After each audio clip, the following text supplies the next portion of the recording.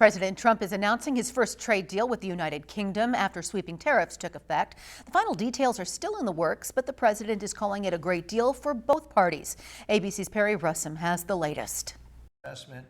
President Trump today announcing the framework of a new trade deal with one of the U.S.'s closest allies, the United Kingdom. It's the first deal for the Trump administration since the president imposed his sweeping tariffs worldwide. It cuts the new tariffs on U.K. goods coming into the U.S. and streamlines U.S. exports into the U.K.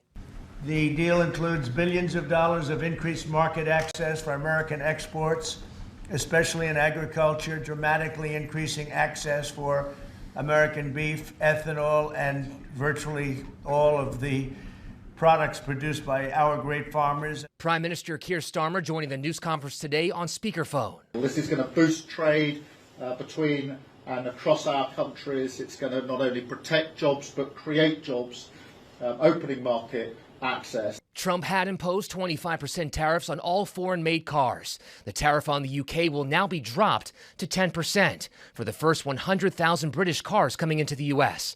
And an overall 10% tariff on most British goods remains in place. All of these tariff cuts will come into place as soon as possible. Trump this morning calling the chairman of the Federal Reserve, Jerome Powell, a fool after the Fed decided to not change interest rates yesterday. Federal Reserve Chairman, Mr. President, says that you would have to call him for a meeting. Do you plan to meet with him? And what do you think about it? And it's like talking to a wall. Powell warning if Trump's tariffs drag on without deals, it could lead to what's called stagflation, a time of high inflation, high unemployment, and slow economic growth. The appropriate thing to do is to wait and see how things evolve. There's so much uncertainty. All eyes now on Switzerland, where the U.S. and China start negotiations this weekend. China faces a tariff of 145%.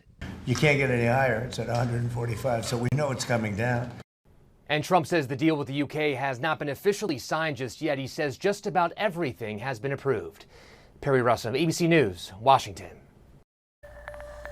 Iowa Secretary of Agriculture Mike Naig says the deal is encouraging. He released a statement saying in part, quote, "Today's trade announcement demonstrates that there is real progress being made toward opening additional markets for Iowa products across the globe."